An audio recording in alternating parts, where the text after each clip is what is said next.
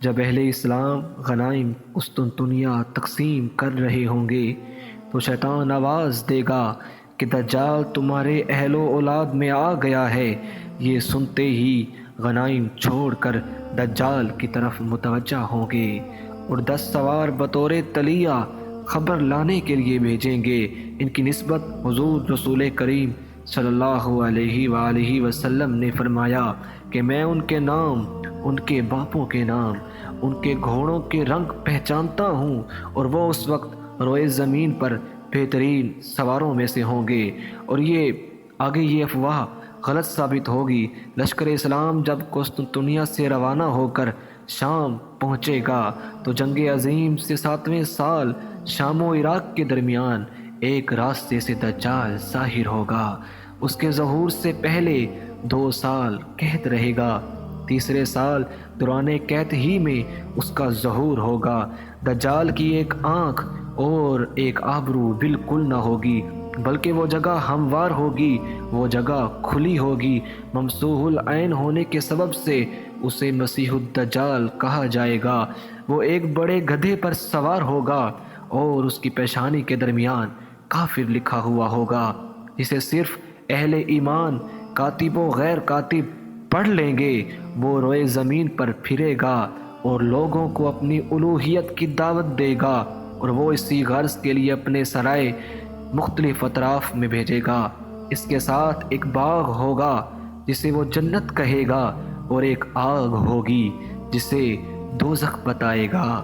موافقین کو وہ اپنی بہشت میں اور مخالفین کو اپنی دوزخ میں ڈالے گا، مگر حقیقت میں وہ بہشت دوزخ کی خاصیت رکھتی ہوگی، اور دوزخ باغ بہشت کی مانند ہوگی۔ اس کے پاس اشیاء خوردنی کا بڑا ذخیرہ ہوگا، اس میں سے جسے چاہے دے گا۔ لوگوں کی آزمائش کے لیے اس سے خارق کی عادت امور ظاہر ہوں گے۔ جو لوگ اس پر ایمان لائیں گے ان کے لیے آسمان کو حکم دے گا تو میںہ برسنے لگ جائے گا، زمین کو حکم دے گا تو گھاس اور زراعت بکثرت اگائے گی۔ جو انکار کریں گے ان سے میںہ اور زراعت و نباتات کو روک دے گا۔ ایک ویرانے میں پہنچے گا تو زمین سے کہے گا کہ اپنے خزانے نکال دے، چنانچہ اس ویرانے کے خزانے اس کے پیچھے چلیں گے۔ بعض آدمیوں سے کہے گا کہ میں تمہارا مردہ باپ کو بھی زندہ کر دیتا ہوں، مردہ ماں کو بھی زندہ کر دیتا ہوں، اگر تم میری خدائی پر ایمان لاؤ۔ پھر وہ شیطانوں کو حکم دے گا کہ زمین میں سے ان کے ماں باپ کے ہم شکل ہو کر نکلو، چنانچہ وہ ایسا ہی کریں گے۔ اسی طرح اس کے لشکر ایک مومن کو پیش کریں گے۔ وہ دیکھتے ہی کہہ دے گا کہ اے لوگو، یہ تو دجال ہے جس کا ذکر رسول اللہ صلی اللہ علیہ وآلہ وسلم نے کر دیا ہے۔ یہ سن کر دجال حکم دے گا کہ اس کو لٹا کر اس کا سر توڑ دو۔ ایسا ہی کیا جائے گا۔ پھر دجال اس سے پوچھے گا کیا تو مجھ پر ایمان نہیں لاتا؟ مومن جواب دے گا کہ تو جھوٹا مسیح ہے۔ پھر دجال کے حکم سے سر سے پاؤں تک اس کے 2 ٹکڑے کیے جائیں گے۔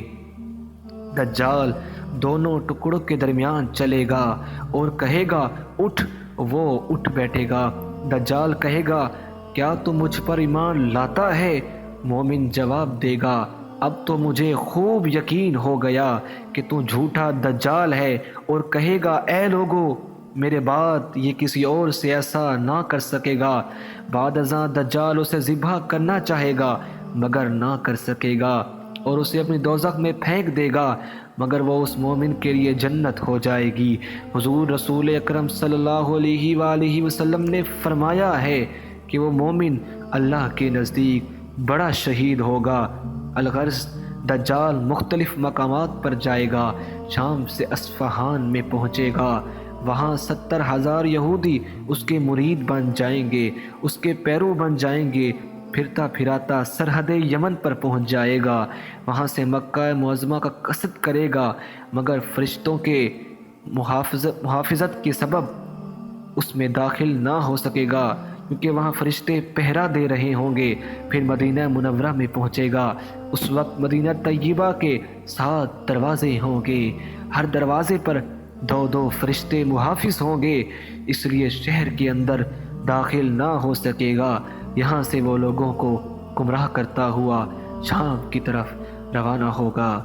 اللہ تعالی ہمیں دجال کے فتنے سے محفوظ فرمائے، آمین۔